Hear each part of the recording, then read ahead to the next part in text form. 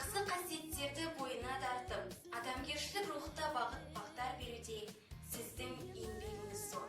Сол үшін де сіз мен үшін әр қашанда қасиетті тұлға ретінде ерекшеленесіз.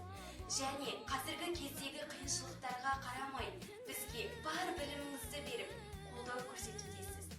Сізге мың алғыс.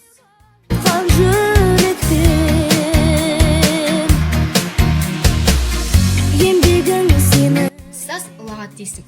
Күн өмірге қандай жарық берсе, сіз бізге сондай жарық пен жылуды беру дейсіз. Ақырын жүріп анықпас, еңбегін кетпес салаға. Ұстаздық еткен жалықпас, үйретуден балаға деп Абай атамыз айтқандай. Я, ұстаз жауапкершілігі мол мамандық екені баршамызға мәлім. Қазақстан қандай сәтті басынан кешірсе де, сіз ешқашан тайсалмадыңыз.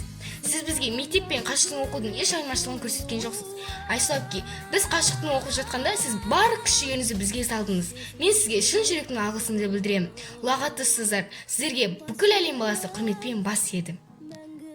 Ұстаз лайық құрметке